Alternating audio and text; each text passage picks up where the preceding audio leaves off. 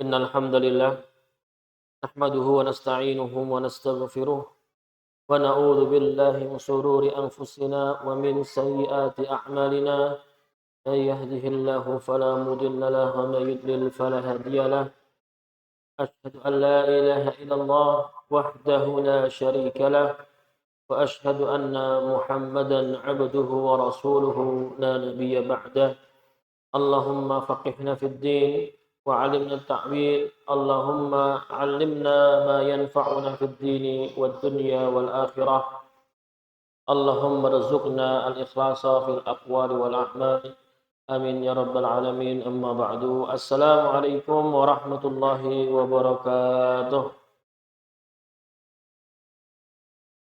Alhamdulillah, alhamdulillah. Pertama-tama marilah kita bersyukur atas rahmat, hidayah dan taufik dari Allah Subhanahu wa taala yang telah memberikan kita kemudahan, memberikan kita kesempatan, memberikan kita umur yang panjang di dalam ketaatan, yang mana pada malam hari ini kita bersama-sama duduk di majelis untuk bertolabul ilm. Semoga Allah menurunkan rahmat untuk kita dengan rahmat yang luar biasa. Amin ya rabbal alamin. Yang kedua, salawat serta salam kita aturkan kepada junjungan kita Nabi besar Muhammad sallallahu alaihi wasallam beserta seluruh keluarga dan para sahabat-sahabat Rasulullah sallallahu alaihi wasallam. Alhamdulillah, ini pertemuan yang kedua di dalam pembahasan kitab As-Sabru 'ala Zaujat. Kalau di pertemuan yang kemarin kita sudah membahas tentang bagaimana rumah tangga itu ternyata adalah sebuah tanda-tanda kebesaran Allah.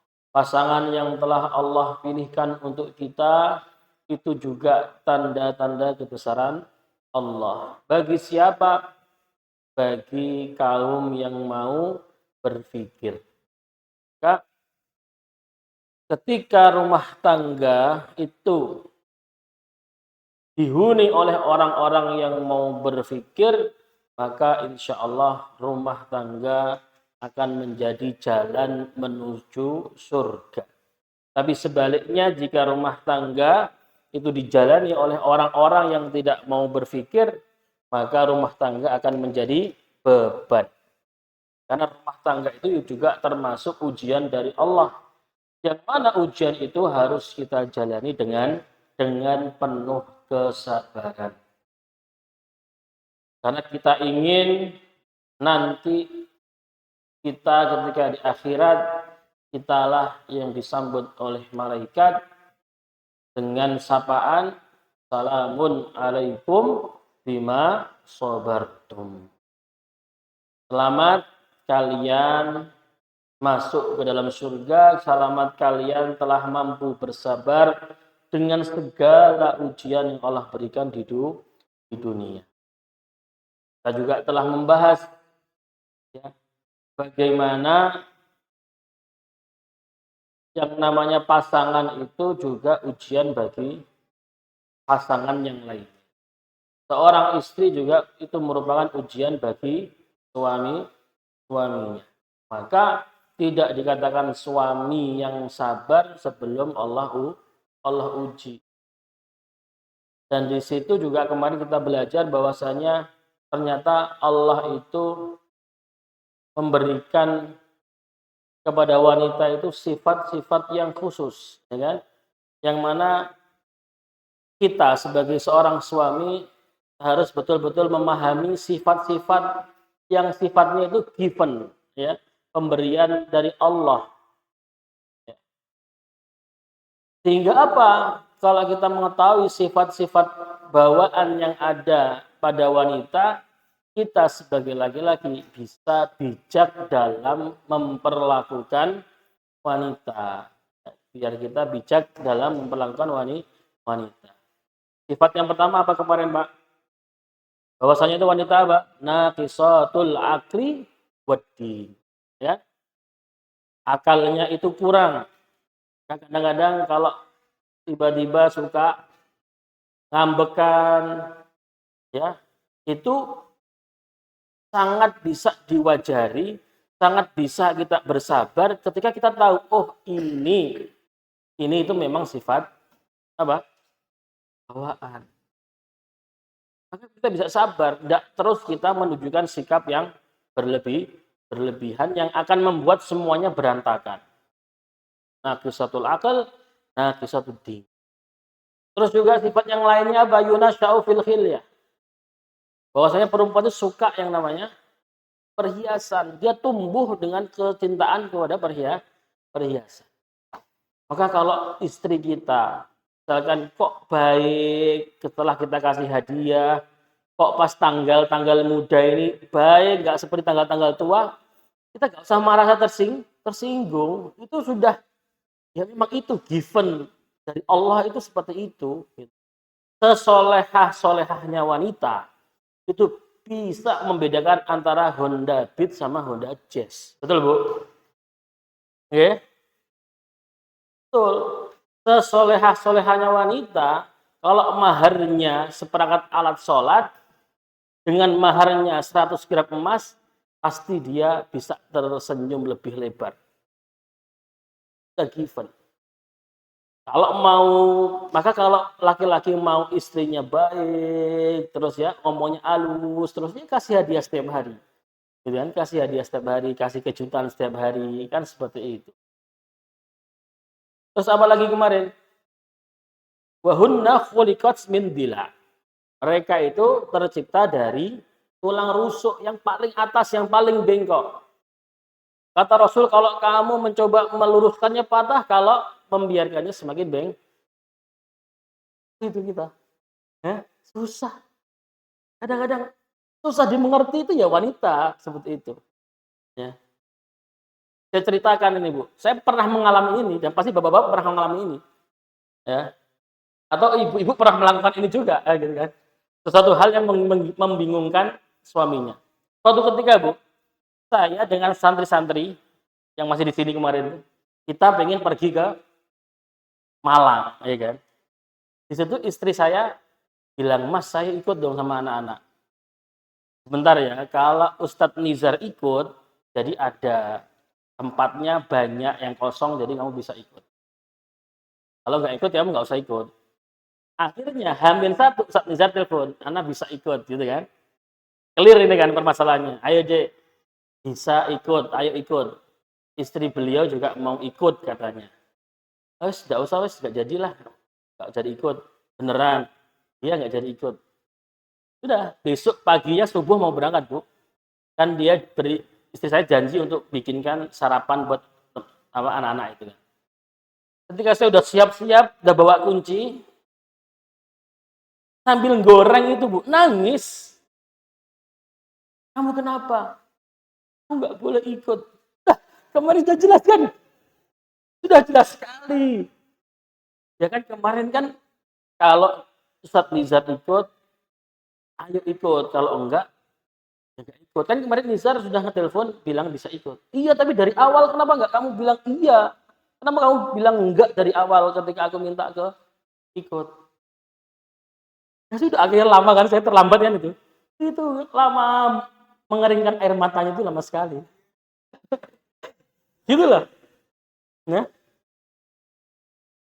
Ya, intilah ya. Dari hadis itu aja sudah kita, ini ada sesuatu yang luar biasa bagi laki-laki ini kan, tantangan gitu, challenge buat laki-laki seperti itu. Ya. Dan lain sebagainya yang mana ternyata butuh kesabaran. Berumah tangga itu butuh yang namanya kesabaran. Kalau ada perkataan yang mewakili surga di dunia, yaitu adalah rumah tangga. Kalau ada yang mewakili neraka di dunia, itu juga datangnya dari rumah tangga. Rumah tangga akan menjadi surga kalau kita mau sabar menjalaninya, dan akan jadi neraka kalau kita tidak mau bersabar menjalaninya. Dan insya Allah pada malam hari ini kita akan masuk kepada keutamaan sikap sabarnya suami, sikap lemah lembutnya suami kepada seorang istri. Kenapa kita harus mempelajari keutamaannya? Karena harus kita tahu goals-nya itu apa sih. Kalau kita tahu goals-nya apa, pasti kita bisa bersabar dalam menjalaninya. Seekor kera itu nggak akan bisa merasakan manisnya manggis. Karena dia nggak sabar untuk membukanya. Pasti dia langsung gigit apanya? Kulitnya. Dan kulitnya itu pasti pahit rasanya. Seekor kera juga nggak akan bisa menikmati durian. Karena dia nggak sabar untuk membuka durian. Yang dirasakan hanya apa? Sakitnya saja. Maka kita kalau mau bisa bersabar, maka kita harus mengetahui apa? Mengetahui goals akhirnya itu apa? Untuk apa sih kita bersabar? Keutamaannya sabar itu apa? Biar kita sabar dalam menjalaninya. Wa mahasinul hilmi 'ala zaujah. Di awal paragraf beliau itu menceritakan salah satu latar belakang beliau menulis kitab ini. Ketika itu beliau mengingat suatu kejadian ketika beliau itu bertanya kepada mahasiswa yang ada di kampus beliau tempat beliau mengajar. Yang mana ketika itu mahasiswa itu lagi dalam usahanya untuk mencari pasangan hidup yang solihah, gitu kan.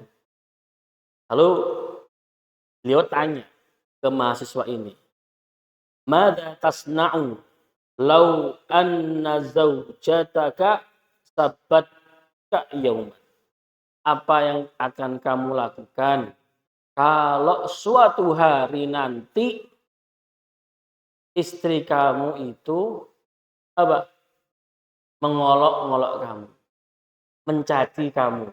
Apa yang kamu lakukan?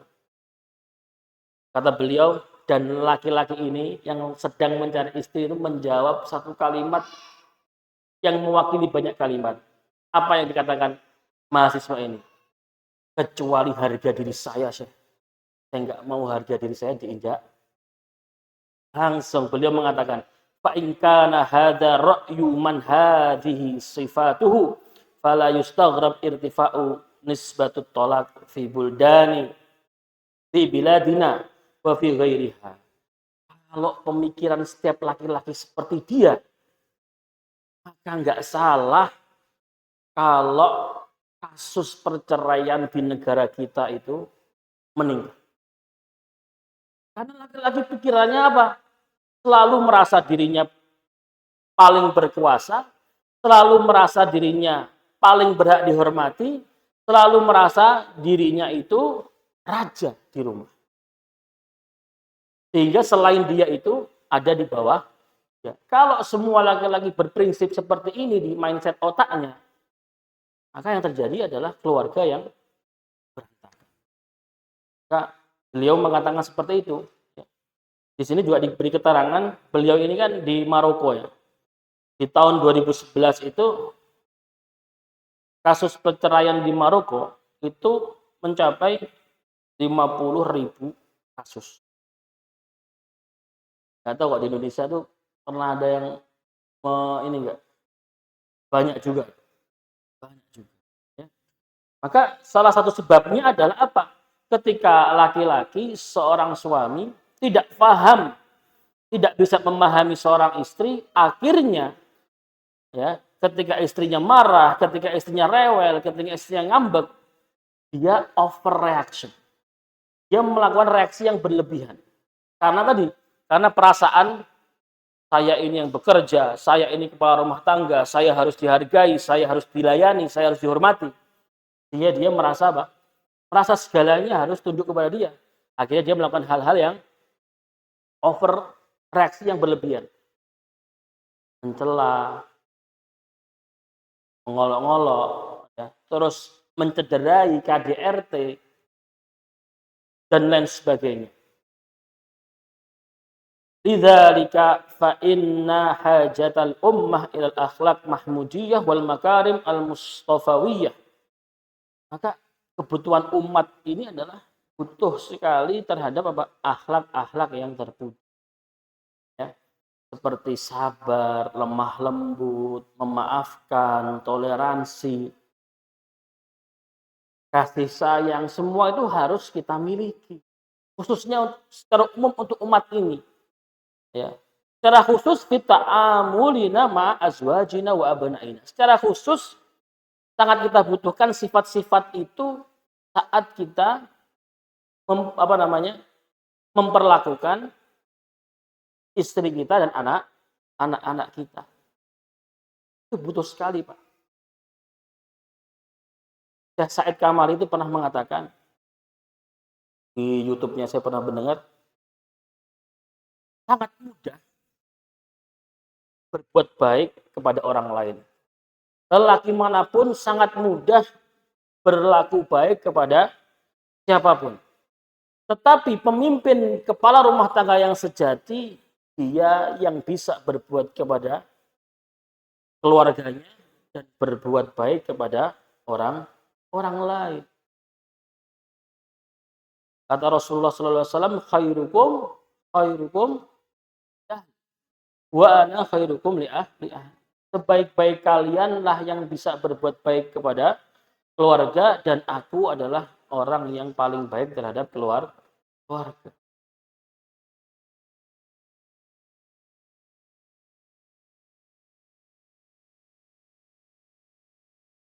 Idhiya babus siyadah wa tariqu nahwal falahi wa sa'adah. Karena kesabaran, kelembutan itu sejatinya adalah pintu kemuliaan kita para laki-laki. Walaisal hilm ala zaujah wa sabr ala adaha bil amril muhin. Ini perlu kita tanamkan di diri kita. Bahwasannya kelembutan kita kepada istri, kepada anak, lalu kesabaran kita menghadapi perilaku buruk seorang istri, itu bukanlah perkara yang menghinakan laki-laki. Ya, bukan perkara yang menghinakan laki-laki. Wala huwa bil alamah ala dha'f. Itu juga bukan tanda-tanda kelemahan. Bukan tanda-tanda kelemahan. Jangan mengira kalau saya ngalah sama istri, berarti saya itu lemah di hadapan istri. Suami takut? Tidak ada. Ya. Tapi suami-suami yang sayang istri. Ya. Suami-suami sayang istri. Wa in idamu syakhsiyah wa in hizamu rujulah. Bersikap sabar dan ngalah, lemah lembut sama istri itu tidak akan menghilangkan rujulah kita. Tidak akan menghilangkan kelaki-lakian kita. Kita ingat di dalam surat An-Nisa bagaimana bunyinya, Pak? Ayat 34, Ar-rijalu qawwamuna 'alan nisa bima faddalallahu ba'dahum 'ala ba'd wa bima anfaqu min amwalihim. Ini satu ayat yang sangat sulit ya untuk kita pahami dan untuk kita praktekkan dengan sebenar-benarnya. Bagi laki-laki ini sulit sekali. Ar-rijal. Kenapa Allah menyebutkan ar-rijal? Bukan az-zakar. Karena di ayat ini bukan hanya ar-rijal itu bukan hanya sekedar masalah gender. Bukan hanya masalah seksualitas kelamin saja. Tapi ar-rijal itu adalah peran dan mentalitas kita sebagai seorang pemimpin. Maka dikatakan ar-rijal. Qawwamuna 'alan nisa. Dengan apa? Dengan alasan apa Allah itu ya, merasa kita itu pantas menjadi pemimpin? Dengan apa-apa yang Allah berikan lebih daripada perempuan. Di antaranya apa? Di antaranya Allah memberikan kita akal yang lebih sempurna daripada perempuan. Dan orang yang mau bersabar terhadap apa yang dilakukan oleh istrinya, itu tanda bahwasanya dia menggunakan akalnya. Justru itu malah tanda bahwasanya dia adalah benar-benar bisa qawam di dalam rumah rumah tangga. Bayangkan Pak, Rasul sudah mengatakan bahwasanya wanita itu diciptakan dari tulang rusuk. Tulang rusuk itu untuk melindungi apa? Untuk melindungi organ-organ yang rentan cedera. Ya kan? Ada paru-paru, ada hati, ada apa lagi? Ada jantung. Itu yang melindungi apa? Tulang rusuk. Jadi dia butuh kelembutan.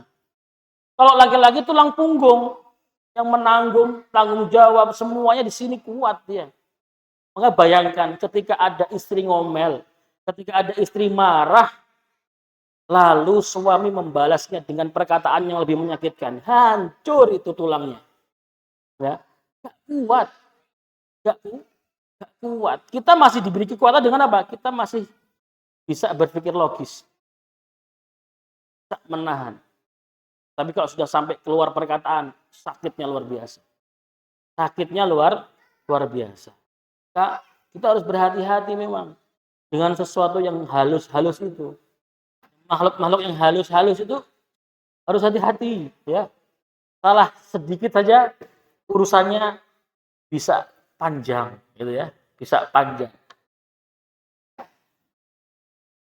Kemarin dikirimi video saat Pak Yudo ini, ada suami pulang malam-malam habis trek-trekan ya. Terus gak dibukain pintunya. Jadi tidur di teras itu ternyata ada, gak cuma cerita-cerita yang ada di tulisan-tulisan, ternyata ada. Cara prakteknya ada. Ini mungkin ada yang mengalami, nggak ada ya? Insya Allah bapak-bapakku tapi sabarnya luar biasa insya Allah. Nah, ya.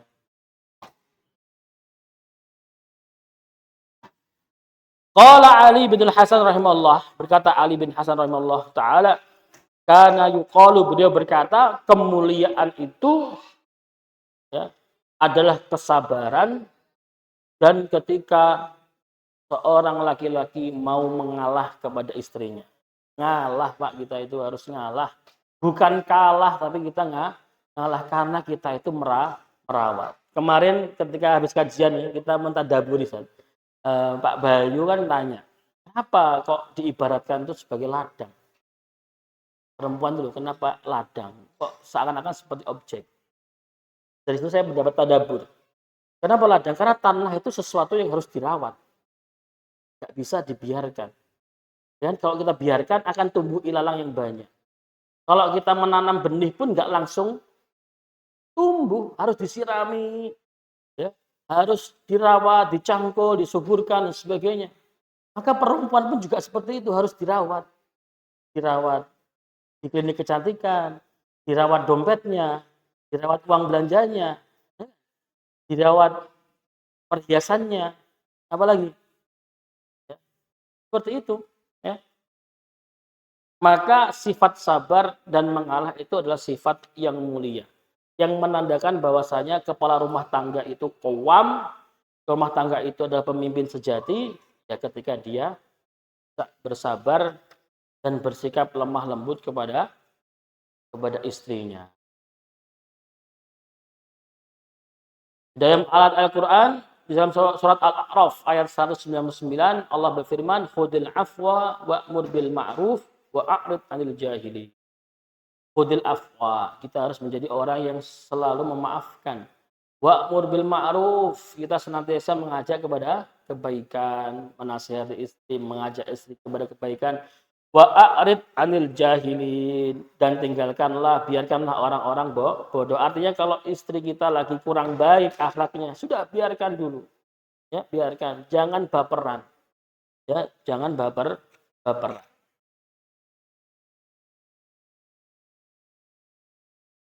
Baik. Kalau kita melihat dari surat An-Nisa tadi ya. Yang pertama tadi apa? Bima faddalallahu ba'dahum 'ala ba'din. Yang kedua apa? Wa bima anfaqu min amwalihim. Dengan apa kita layak menjadi pemimpin? Dengan nafkah yang kita berikan kepada istri. Ya ini kan pas. Yang namanya pasangan itu ya suami istri. Laki-lakinya diberi kemampuan untuk bekerja mencari nafkah, istrinya diberi sifat suka perhiasan, cocok sekali. Ya. Cocok nggak? Cocok. Justru kadang-kadang kawamahnya atau kelaki-lakiannya seorang suami itu hilang ketika dia nggak mampu memberikan nafkah. Panjenengan buka lagi itu, buku nikah panjenengan di perjanjian yang paling belakang itu. Ada. Kalau nggak bisa memberikan nafkah selama sekian sekian sekian, boleh istri itu minta cerai. Sekarang panjenengan review lagi. Apakah selama ini telah penuh memberikan nafkah atau tidak? Ada nggak celah yang istri kita itu seharusnya saat itu saja bisa menceraikan kita, minta talak kita? Sayangnya terlalu baiknya istri itu. Bisa sabar menemani. Ya, masih bisa sabar menemani. Ibu saya tuh kalau bilang ke saya itu kenapa ya kok bisa bertahan sama bapakmu? Gitu. Apa ibu karena ini ibu bodoh ya? Gitu. Kenapa tuh? Nah, ibu itu mau diajak hidup susah itu kok ya mau gitu loh. Ya berarti itu ibu baik gitu kan. Ya kan? Berarti kan itu ibu baik. Sampai mau menemani sampai sekarang bisa berubah gitu kan. Ya, gitu. Bahkan kalau Buya Yahya itu mengatakan 1 hari saja nggak dinafkahi itu sudah zalim itu laki-laki. Maka cocok sekali kalau sifatnya wanita itu suka mal dan laki-laki itu memang bima anfaqu. Kan? Qanitatun hafidatun lil ghaibi bima hafidallah. Kalau sifatnya wanita yang soleh itu yang apa? Yang menjaga harta suaminya ketika suaminya itu pergi. Nah, sifatnya laki-laki itu ya di luar rumah, dakwah, kerja, dan lain sebagainya. Bukan keluar rumah untuk hal-hal yang gak ada manfaatnya. Gitu ya. Maka kadang-kadang ibu-ibu kan mungkin, aduh bapak-bapak mau nongkrong aja, gak jelas. Itu kan kadang-kadang ya mangkal juga gitu kan. Maka udahlah habiskan waktu bersama keluarga di rumah. Butuh pelukan, ya kan?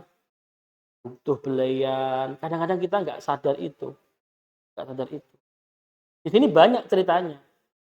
Ceritanya banyak sekali. Istri ngambek sama bukunya para ulama itu ada di sini.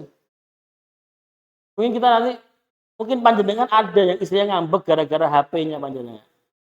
Tiba-tiba nesu gara-gara apa? Gara-gara nggak diperhatikan, lebih memperhatikan HP.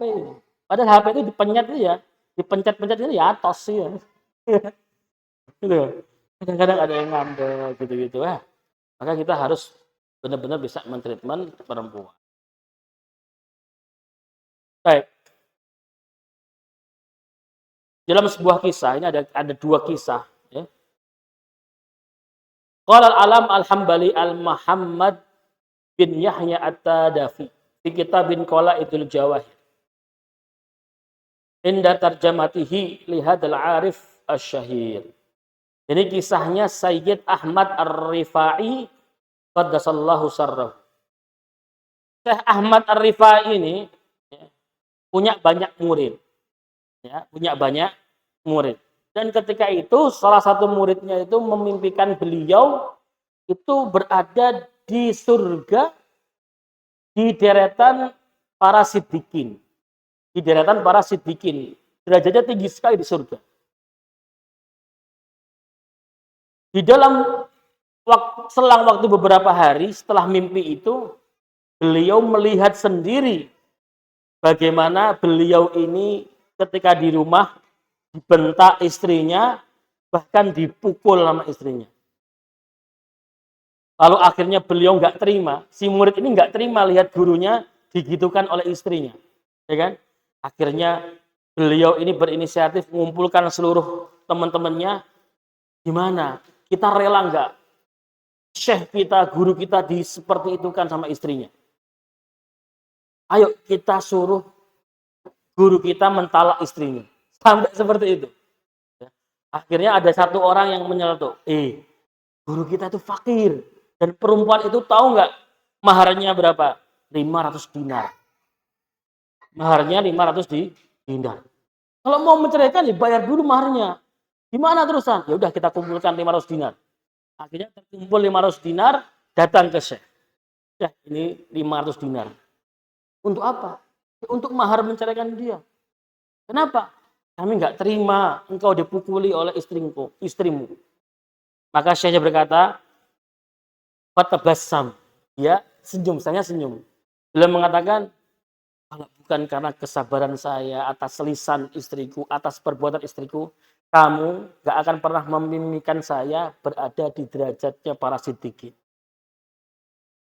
Dengan kesabaran kita, itu bisa menjadi wasilah kita masuk surga. Ada kisah lagi yang diceritakan oleh Syekh Muhammad Saleh bin Yansaran. Beliau menceritakan tentang gurunya. Gurunya Syekh Muhammad Saleh bin Yansaran, ini suatu ketika ya, beliau itu mengalami kekecewaan yang sangat berat. Gurunya namanya Syekh Abdul Razak. Kekecewaan karena apa? Kekecewaan karena perkataan istrinya. Jadi nggak tahu ada perkataan istrinya yang membuat dia sakit hati sampai dia meninggalkan rumah, menyendiri gara-gara sakit hati.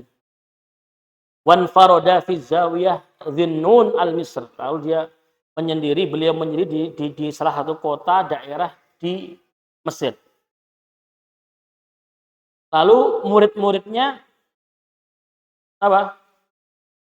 Nyari beliau, akhirnya mengunjungi beliau ke tempat itu dan bertemulah dengan beliau dalam kondisi apa?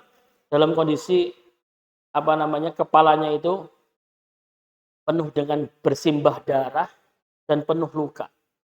Terus ketika ditanya, Syekh, apa yang terjadi dengan antum? Beliau cerita, saya ada masalah dengan istri saya, lalu saya pergi menyendiri ke tempat ini. Saya duduk di sini, di pojokan sini, di rumahnya seseorang, lalu ketika itu orang tersebut membuka jendelanya, terus saya disuruh masuk, diceritakan. Kenapa? Kamu di sini kenapa? Saya ada masalah dengan istri saya ngomong gini. Saya kecewa, akhirnya saya ke sini. Ya, saya yang punya rumah tadi bercerita. Isma, dengarkan tak cerita ini. Ada ceritanya seorang talib itu melakukan perjalanan jauh sekali demi menemui seorang wali.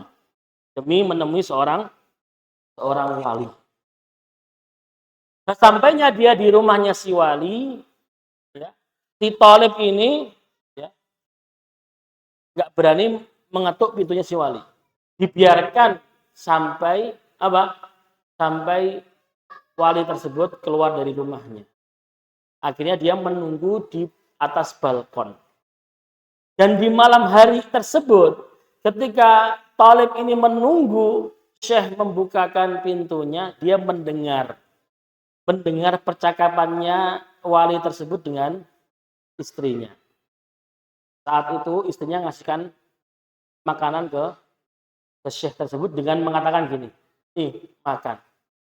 Fawallahi lau aliman nas minka ma'aklamu la rojamu kabil hijarah. Suamiku, kalau seandainya orang-orang di luar sana tahu bagaimana kamu seperti aku mengetahui kamu, mereka itu bakal mukulin kamu. Langsung talib itu mendengar itu langsung bingung dia. Sido ketemu poga. Istrinya itu kan lebih tahu tentang dia kan. Dia bingung. Karena pulang atau enggak.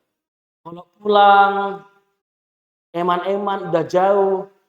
Tapi kalau mau ketemu, istrinya aja bilang kayak gitu ya. Gimana ini? Akhirnya dia sabar, dia tunggu. Besoknya hari, syekhnya keluar, diikutin. Ternyata syekhnya itu sedang dia di hutan nyari kayu, memang tukang kayu kan. Kan itu dia dilihat di situ.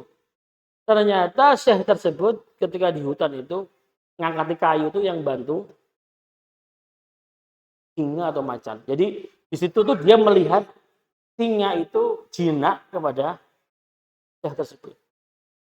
Jadi ini bisa terjadi, kita lihat di YouTube ada kan orang-orang yang bisa menjinakkan singa, macan, hewan-hewan buas itu ada. Lalu ketika itu dia melihat dia tanya, "Ya, apa? Kok bisa antum menjinakkan hewan-hewan buas ini bagaimana?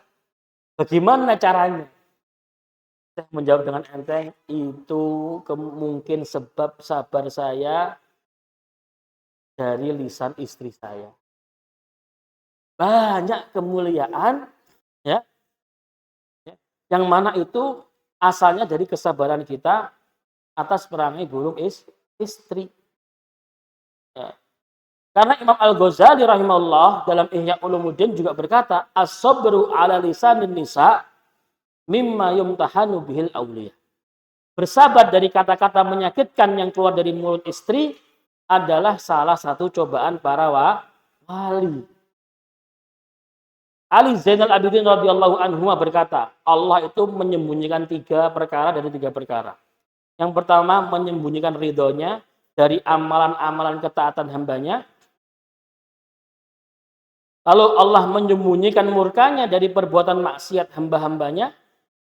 Dan yang ketiga, Allah menyembunyikan para walinya di antara makhluk-makhluknya. Maka jangan meremehkan siapapun dari hamba-hambanya Allah. Mungkin ia adalah wali. Maka ibu-ibu, ya, kalau yang suka ngomel sama suaminya, ya, terus suaminya kok sabar, kok diem, hati-hati. Bisa jadi suaminya itu adalah wali. Ya, hati-hati, nanti kualat. Tak omengi yuk. Wali kota, wali santri ya. Ini tak marahin, kok masnya diem aja, kok nggak jengkel, kok tetap senyum. Wah, jangan-jangan wali ini. Wah, suami saya wali ini. Wah, hati-hati, doanya wali dikabulkan lah, hati-hati ya. Nah,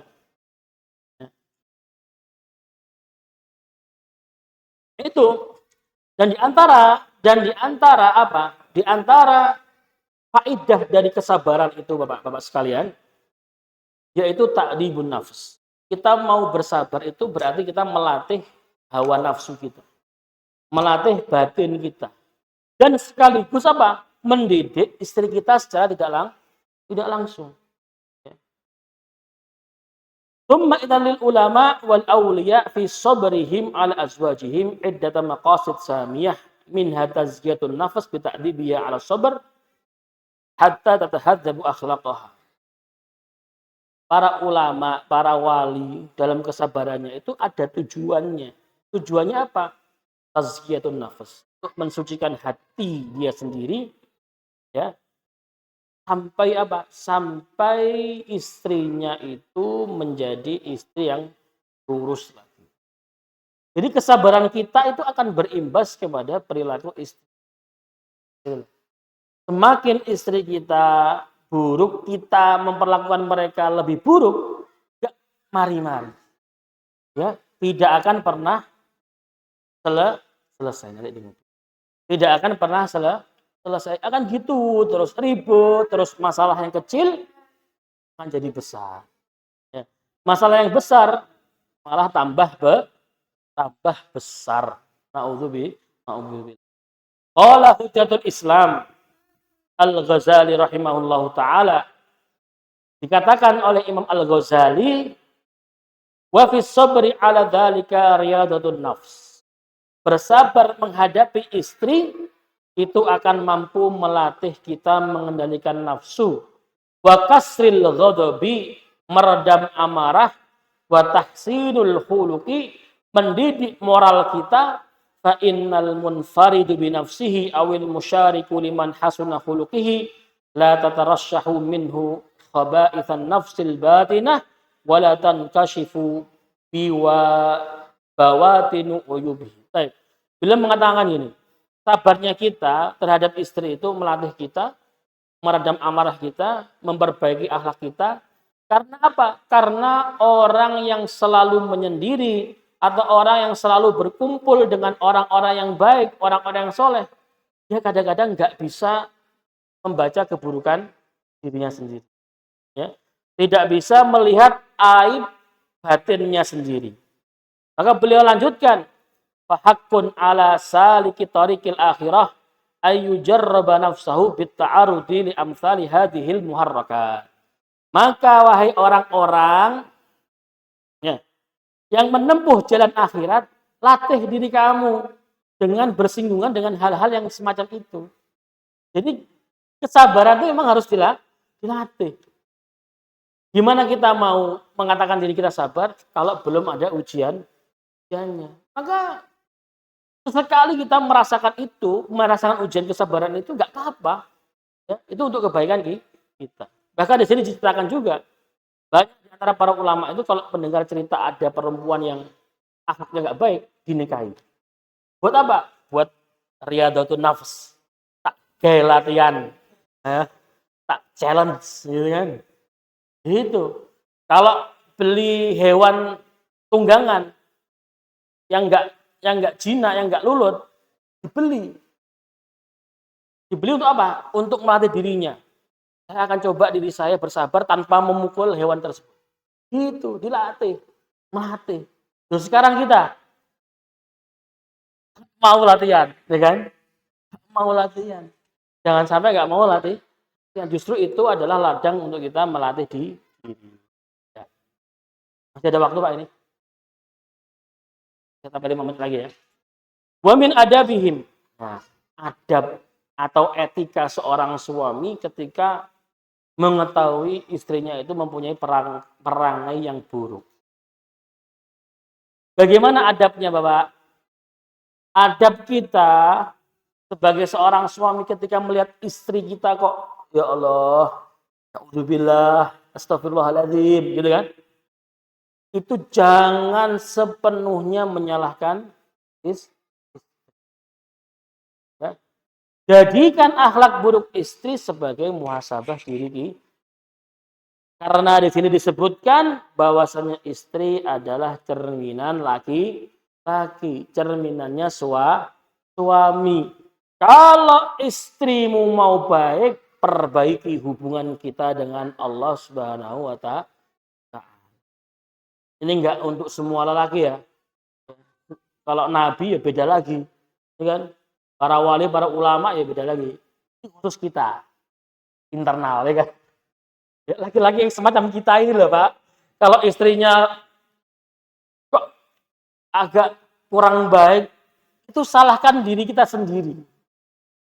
Yang dimuasabahi itu diri kita sendiri. Jangan menjudge istrinya. Di sini katakan adabnya gitu. Etikanya gitu loh. Ya.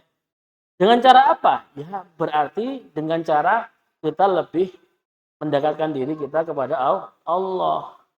Di sini diceritakan seorang syekh, ya, ketika mendapati istrinya itu baik terus, selama pernikahan itu baik terus, anaknya baik terus, beliau mau nyoba.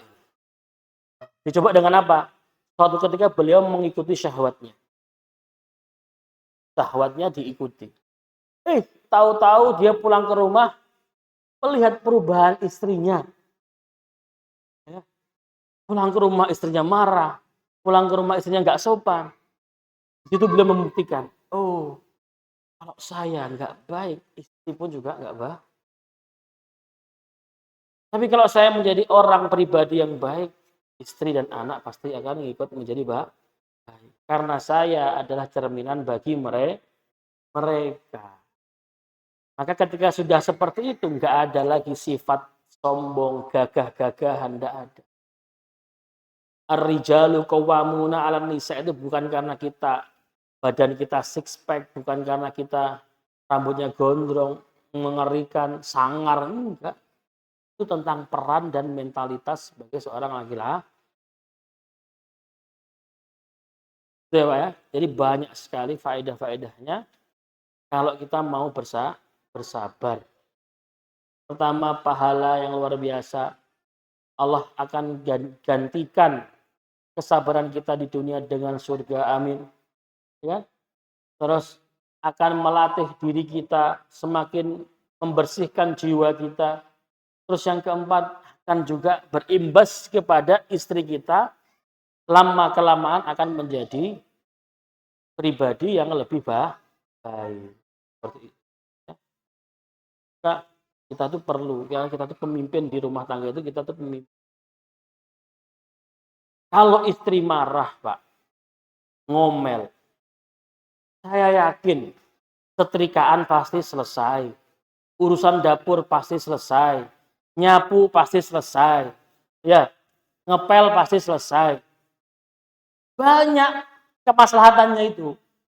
Tapi kalau istri pas lagi nggak marah, Mas, ayo Mas, jalan-jalan Mas, ayo Mas, makan di luar Mas. Modalnya banyak, gitu kan? Gitu.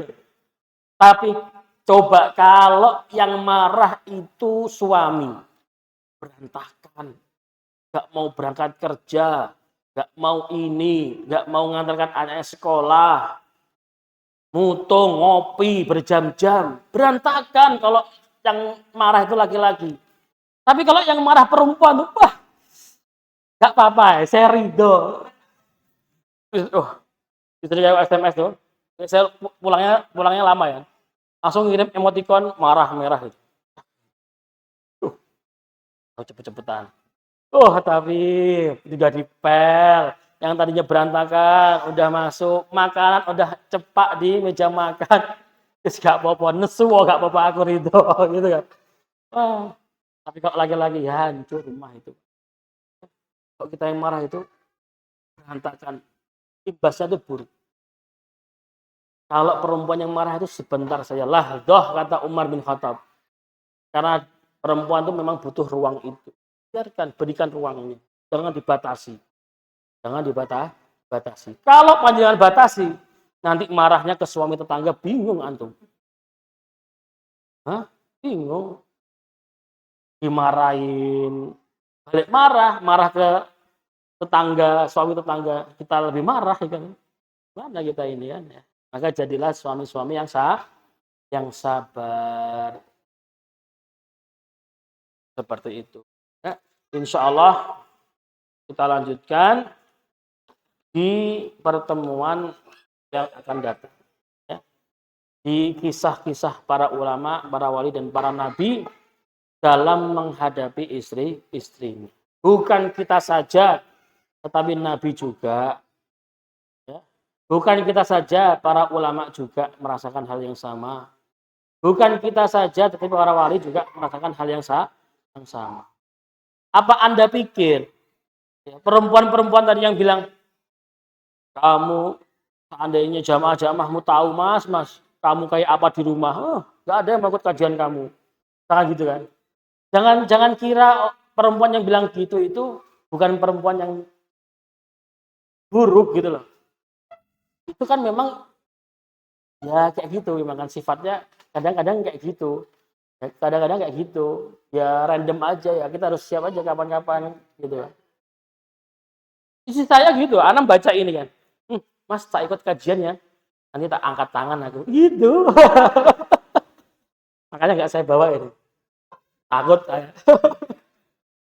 Tahu-tahu angkat tangan, tahu-tahu diskusi sama ibu-ibu sendiri kan, aduh, ya. Itu biasa, kayak gitu biasa. Kita harus bersabar, kita harus bersabar. Tapi itu saja yang bisa saya sampaikan pada pertemuan kali ini, semoga bermanfaat. Semoga ilmu yang kita dengarkan bisa menjadi ilmu yang kita amalkan di keluarga kita, menjadi pribadi yang lebih sabar, pribadi yang lebih lembut ya di keluarga. Insya Allah itulah kemuliaan kita di mata keluarga kita akan datang. Ya. Amin ya rabbal alamin. Syukran. Assalamualaikum warahmatullahi wabarakatuh.